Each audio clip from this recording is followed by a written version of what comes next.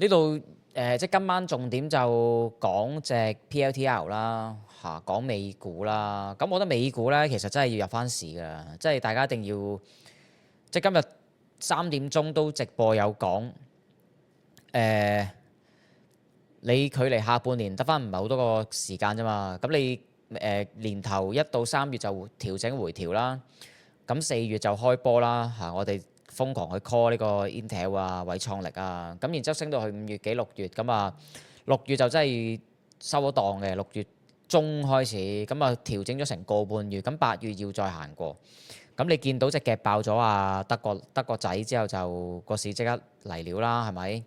咁美聯儲又越嚟越少，其實美聯儲咧都想講下咧，其實美聯儲而家嗰個作風咧就係唔想同你咁多溝通啊嘛，即係 Kevin Walsh，咁其實係好事嚟嘅，即係我覺得，但係市場要適應呢個習慣咯，因為過往都係習慣咗鮑威爾出嚟兜底嘛，有啲咩事就出嚟兜底見媒體帶風向，咁但係今屆就唔會啦，所以都係好事嚟嘅，係好事嚟，唔係咁。咁就係講到咧點解嚟緊即係26年啦，呢篇報告就係講標普500會再次創幾次新高 all time high。咁你見到咧，而家好多美股都而家係個好重要嘅業績季嘛。咁今晚就 SpaceX 啦，尋日就 PLTR 啦，我哋陣間講啦，係嘛？仲有一堆股票出晒業績，普遍都係好鬼勁啊，勝市場預期嘅。即係個底層就係唔係亂咁炒咯，底層就係真係有嘢交付到。咁而家就係見到標普500指數成分股咧，有一個好大嘅比例咧，都係業績好過預期嘅即係本季度啦，標普500指數嘅收益遠遠高過市場共識，甚至對其非經常性嘅收入咧進行一個調整啦。即係話，就算你剔除咗一啲非經常性嘅收入咧，你都見到其實真砌嘅收入咧都係好鬼死多。咁嗰個 earning per share 嘅增長係2成6咯，同第一季度有加速，亦都係21年以嚟最快嘅一個增長速度。咁你見到就係 AI 一落地咧，由幾年開始啊？23年尾開始，係真係令到啲好多公司賺到錢，慳咗錢嘅。今晚就係重點就係 PLTR 係嘛，同埋嚟緊嗰個主題都會有一個好明顯嘅切換啦咁仲要唔係淨係科技股喎佢個統計其實係計埋啲金融股啊，金融股啊。能源啊，咁呢個即係佢啲翻譯就唔好準啦即係用 MacBook 個翻譯咁其實你睇翻個指數都勁鬼誇張，你望下嗱，納指未破頂嘅，咁但係咧標普500咧已經係即係期貨就破咗㗎啦期貨破咗 all time high 㗎啦標普500。咁納指咧，即係標普500就7654點啦。咁納指而家就29000幾我哋成日講穿底彈幾 firm 嗰陣時講得，因為次次都係咁。你一穿底彈完之後咧，係可以彈到好勁啊，即係可以離晒罩㗎，即係分分鐘一彈就破頂咯，因為你有業績啊嘛。咁其實而家咧就29228點，其實距離嗰個即係新高啦。其實爭5% 嘅啫，爭5%，5% 其實係快嘅話係2-3萬就到咯，即最誇張今個禮拜就到。咁當然我覺得唔會咁誇張，亦都唔係咁好咁所以咧，如果你創新高先至等啲媒體公佈咧，一定係非常之遲晒大到，咁所以就一定要咩啊？一定要部署定。今晚重點咧都係講隻 PLTR 啦，因為佢份業績係值得睇嘅。咁呢一隻係我哋24年咧貼嘅股王嚟嘅，嗰陣時好記得喺新城啊或者上堂講，嗰陣時仲係呢啲位置嘅。我哋睇嗰陣時係20幾蚊咯，20幾30蚊，因為日日都出現喺個選股榜入面啊。睇會唔會睇得咁早先 ？PLTR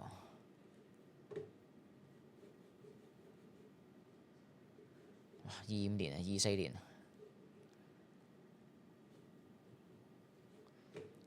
我哋個系統有冇 ETF？ 有 ETF 㗎。但係嗰個數據要夠咯，即係3年嘅話，我哋就訓練到，最少要3年。嗰時在呢啲位置。咁佢份業績係好勁嘅。當然啦，佢講佢份業績咧，唔係叫你買 PLTR 啦，但係你從 PLTR 呢個公司嗰個業績咧去睇嗰個市場嗰個風格切換去邊度嘛啲錢。咁當然佢都係間好勁間公司啦，即係我覺得而家咧簡單嚟講就係，嗰個風口咧，咁你唔炒硬件都揾啲嘢炒㗎，係咪？咁一定係會去下一個板塊㗎啦。咁我哋琴日做直播都有啲觀眾朋友都講呢個軟件啦網絡安全啦，即係 CrowdStrike 啊、Snow 啊、DDoS 啊、數據中心啊。咁其中一樣嘢咧就係換翻軟件啦。咁其實 PLTR 咧，你唔可以當佢係一間軟件公司嘅。咁有啲人會形容佢係間軟件公司咧，即係覺得佢係做軟件嘅，係一個 SaaS 嘅平台，但係實佢唔係。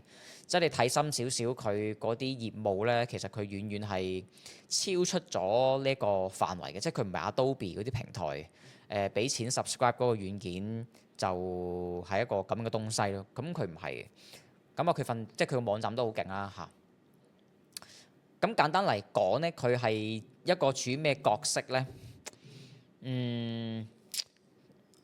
企業層面咧，即係當你哋開公司啦，當你哋做唔同嘅行業啦，可能你做會計啊、做運輸啊，或者係啦，做商業用途嘅一啲公司啦。咁其實你都會有好多數據㗎嘛，你會有好多數據，即係你會有啲客嘅數據啦。你會有一定咁上規模嘅話咧，你會有你有成間公司嘅 database 㗎嘛。即係例如好似我成日咁樣形容嘅，我喺新城財經台做直播啦。咁新城財經台係間公司啦。咁佢嘅數據咧好多樣形式嘅，會有直播嘅數據啦，即係呢啲片啦，係咪？呢啲片會係視頻啦，亦都會有聲帶啦，聲帶，亦都會有人嘅樣啦。咁亦都會有啲數字型嘅數據嘅，即係啲結構化嘅數據嘅，例如公司收入幾多錢，有幾多流水帳，有幾多同事，呢啲係好結構嘅數據嚟㗎嘛。咁啱先講啲視頻啊、語音咧，就係啲非結構性嘅數據啦。咁你各行各業總會有好多唔同嘅數據類型嘅嚇。咁你要將啲數據咧擺喺一個 database 啊，咁會有啲數據庫啦。咁例如係Snowflake 啊，即係 SNOW Snow 啦，或者你擺喺啲雲端電腦啦嚇，揾啲數據庫儲存喺佢啦。咁但係其實呢啲數據咧係好值錢㗎，係好值錢。咁中間嗰一層就係 PLTR 做嘅嘢啦，即係佢係為企業去接駁公司嘅業務同呢啲數據庫嘅。咁就係等你可以對一啲數據咧有更加深嘅洞察力。即係方案啦。咁如果你做物流啊，可能做航運公司，其實係好需要呢啲數據嘅因為令到你嗰個航運路線啦，可能更加有效率，更加慳錢啦，點樣慳啲油啦，係咪？或者點樣去令到成間公司嗰個盈利再提升啊？因為係一個超級大嘅數據嘛，即係唔係講緊中小企啦，即係一般中小企唔會用 PLTR 嘛，一定係超級，即係啲比較大嘅企業咯，例如政府咁樣。咁就需要用到呢啲咁嘅服務嘅。咁當然佢當年嘅成名作咧就係拉登啊嘛。咁就係幫美國政府通過大數據就揾到拉登嘅所在地。咁然之後就令到美國能夠即係捉到拉登。咁咧呢個係佢嘅成名作嚟。最好就睇公司份嘢啦因為其實坊間都係抄呢啲啫。收入按年增長23%按季就23%啦，按年增長115%啦。值得留意咧，其實係呢兩楷數我比較留意係呢兩楷數啦，即係美國商業收入啦，同埋美國政府收入啦。佢仲有一個咧海外收入嘅。咁點解我覺得 PLTR 即係我唔係話推薦話一定要今晚買 PLTR，但係一定要睇 PLTR，因為其實美股真係好黐線嘅。重新 PLTR 咧。望一望先，而家125蚊，呢啲公司咧分分鐘一爆頂咧，即係收復翻一半咧，係好快嘅事，係好快嘅事。咁啊，但係即係未必會咁快嘅，即係起碼可能會震盪下先啦。但係你見到市場敘事開始變咗。咁第一樣嘢咧就係個亮點咧，一定係美國商業收入嘅，即係淨係本土都咁快增長，本土都做唔切。咁淨係政府，因為佢同政府就關係好好啦，一定係軍工啊、國防嗰度有啲訂單係好穩陣㗎啦，即係一定係托住個底嘅。咁你見到其實淨係美國政府都佔咗成個公司嘅 revenue 都有一定嘅百分比嘅，都幾多啦。咁真係令到市場留意咧，或者嚟緊有一個好大嘅重估啦，或者再有信心咧，一定係美國商業業務。簡單嚟講就係越嚟越多公司咯，需要 PLTR 呢啲服務咯，即係就係我有好多數據，過往咧積咗好多唔同嘅客啊，好多數據啊，好多訂單，但係唔知點樣變現，即係唔知點樣通過 AI 令到佢變現。例如，即係你去睇新聞咧，成日都見到話公司即係成日講 AI 啦。而家個市場咧都好兩極，好冰火啊！即係如果你係身處於呢個行業咧，或者你要睇美股咧，你會覺得 AI 好正啊，好快啦，係咪？但係實都有好多公司咧，或者好多人咧係冇用 AI 嘅，即係極其量都係當佢係一個聊天室，咁就唔知點變現啦。咁如果對於公司嚟講咧，係更加一個大嘅價值啦。如果你未用係嘛，即係好多客、好多訂單點樣可以轉化咧？咁仲要點樣通過 AI 去做轉化咧？不外乎都係想減低成本同埋增加收入。咁 PLTR 就係做呢個角色嘅。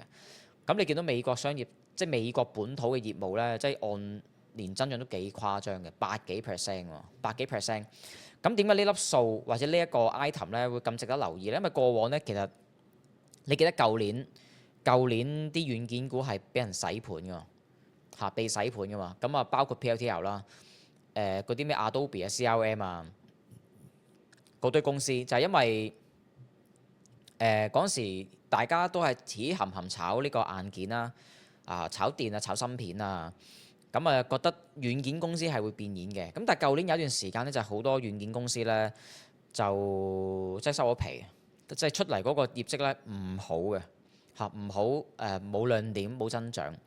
咁結果就同埋就越嚟越多人用 AI 啦，即係其實你用一個 AI 模型去寫曲咧，即係而家去做個網頁啊。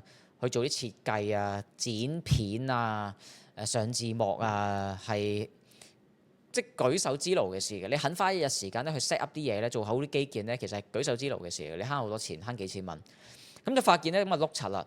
原來 AI 咧係會顛覆啲軟件公司嘅，即係出現咗呢個敘事，即係喺一個滑鐵盧嚟嘅。完全跌眼鏡喎！原本唔係 AI 係可以令到軟件公司更加變現到嘅咩？咁但係原來調翻轉嘅係被顛覆嘅，即係有堆公司係被 AI 殺咗嘅。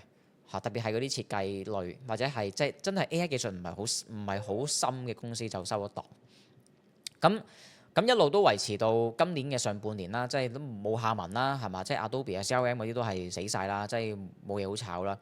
係去到咧真係硬件爆咗咧，就發覺原來啲軟件公司有部分都能夠好勁嗰份業啫。咁其中一間就係 PLTR 啦，因為真係變現到嘅。即係呢啲公司就睇到咧，即係佢個 CEO 定老闆都有出嚟俾嗰個下個季度嘅指引咧都幾樂觀嘅，咁亦都係令到市場都幾有信心啦。就係少數軟件公司能夠變到現咧，就係 PLTR 啦，就係 PLTR。咁而家就想變現啫嘛，即係你例如你而家大家都仲係好關心咩資本開支使幾多錢咧，其實係唔重要嘅。有啲咩可以稀釋咗呢個憂慮咧？就係你有你使錢，但係你賺到錢就得㗎啦。係嘛？即係你每個季度使千幾億咁，但係賺到咪得咯？即係下游賺到咪 OK 咯？咁但係唔 OK 就係錢就一路使，又借錢又發債，但係你變現唔到嘛，咁就唔 OK。咁所以就係咁啦，睇下先。係啊，咁所以PLTR 啦，咁同埋咧點解我只覺得佢個 Upside 都幾高嘅 fundamental。咁當然你基本面。睇埋下個季度啦，咁會更加好咯。嗰個股價即係我覺得有機會係上翻去嘅，但唔係而家買。即係我都係等緊自己個系統會唔會出到啲信號，或者我哋個 agent 會唔會推介到 PLTR。咁而家呢啲公司你用啲 PE 去量度佢，一定係點都係貴㗎啦。咁但係你未來嘅增長夠勁咁咪變平咯嚇。盤前144、145，即係今晚一開係呢啲位喎，一開係呢啲位嚇。總之阻力就會喺150幾蚊咯，自己睇位做咯，即係唔好。即係我覺得最難買嘅地方咧，就係你喺140幾蚊、150蚊先買，因為就啱啱好肯正啲阻力位，你嗰個上望空間又唔係好大，因為呢啲係重貨區嚟嘅。但係隨時一調整咧，又碌翻晒落去130蚊呢啲位嘛，即係要消化嘛嚇。咁於你有貨繼續揸啦。點解嗰個估值同一般嘅 SaaS 嘅軟件公司會有唔同咧？呢個都關於佢點去經營 PLTR 有分別嘅。例如啦，如果我去做一個好勁嘅軟件，我去做一個一個企業級嘅軟件啊，即係企業級嘅，例如係幫你管啲會員啊、管客啦、或者係啲網絡安全嘅公司啦、軟件啦。咁我做完一個咁勁嘅軟件，如果我唔教你用咧，其實你係死嘅，即係你會唔識用嘅。特別係企業喎，企業級喎。咁因為企業嘅客戶咧，最重要係個黏性啊嘛，即係如果個客戶係用你嘅 service 嘅話咧，其實好難會轉。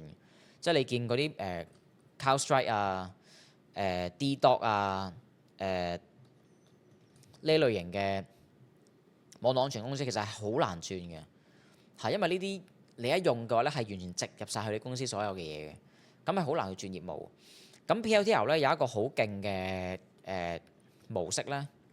就係佢都有講過呢個 terms 嘅，喺個發佈會上面，就係佢話公司嘅員工咧，唔係軟件嘅銷售員咯，大部分都唔係軟件銷售員咯嚇，都係啲好即係有銷售能力嘅 engineer。咁嗰個好似叫 FDP 模式啊嚇，咩 Forward Deploy Engineer Mode 咁樣嘅。咁係咩意思咧？就係當你用到 PLTR 嘅 service 嘅時候咧，可能佢哋個 engineer 咧係會去你公司做一個site visit 嘅嚇，即係睇晒公司上上下下所有嘢、業務啊、成個 data 數據啊、個結構係點樣啊。咁然之後咧就幫你揼埋嘅，係幫你揼埋，教埋你點用嘅。咁所以公司嘅 engineer 咧，既係一個 engineer，既係一個銷售員嚇，係有係啦。普遍可能有啲軟件公司咧。即係佢唔係科技人啦，佢純粹係一個做銷售嘅人啦，咁所以佢未必有好高技術啦，或者公司要喺個 sales 以外再請一啲人係咪去輔助？咁但係 PLTR 就係一個有獨特嘅 niche 嘅成間公司，咁所以哇好勁喎！納指破頂，納指係破硬。話俾你聽，有一切片啦。8月4號嚇夜晚晏晝9點11分，大膽宣告納指係會破頂，好快嚇，唔使幾個月。你見到夾爆啊 Leo 就升翻晒啦，一定喊緊啦！佢而家喺間分口上面。阿幾？DDoS 266，恭喜賺錢，唔使驚啊！幾你啲貨會升翻上嚟㗎嚇，唔使驚嘅，有我照住嘛，唔掂就上嚟公司揾我啦。但你唔好亂咁加咯，你知唔知啊？你唔好亂咁加咯。你唔好聽我講完之後，你又車多你幾百股入去咯。總之揸住而家啲貨就算啦，得唔得？或者你喺群組再問我點樣處理。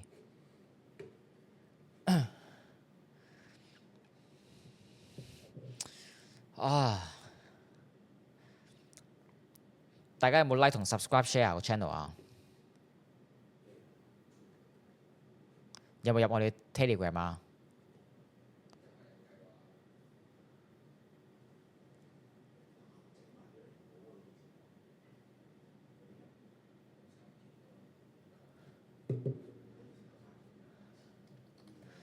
所以其實下半年美股係好多嘢可以部署嘅。哇7% 啊！呢隻我都係尋晚買嘅。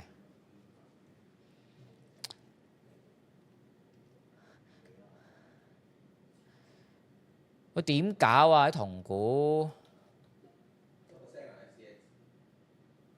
嚇，你唔會即係唔會而家買咯，都夾咗上嚟啦。而家買好老尷喎。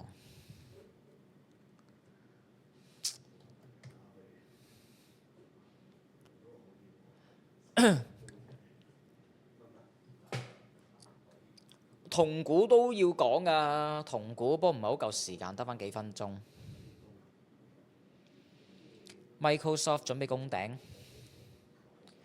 要啦。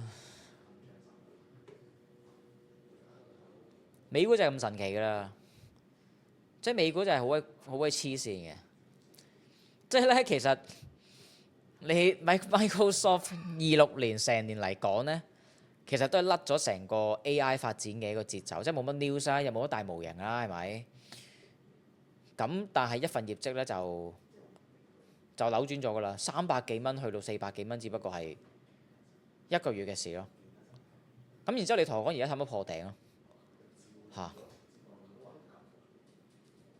所以美股係業績係好緊要嘅，業績季係比美聯儲議息啊，嗰啲咩 PMI 啊、CPI 數據咧係業績係多聞人晒嘅，業績係最需要睇嘅嘢啦，因為真係你搞到天花龍鳳，你最尾都要賺錢咯，同埋賺幾多。所以美國佬搞掂嘅底層邏輯就係賺到錢，持續賺到錢嚇，不斷創新。你就係分析緊就係而家啲錢由 memory 由 storage 走出嚟，會去邊度呢？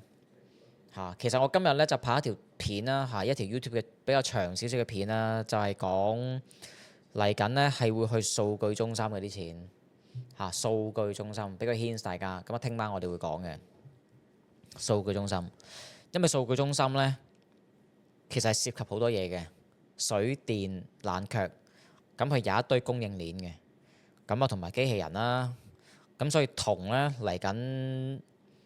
我只覺得銅係會搶銅㗎啦，即係你中美都係會搶銅。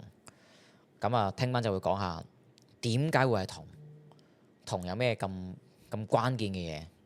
今日最重點就係唔係主觀分析啊嘛，係量化交易嚇，係模型講出嚟嘅，要睇銅。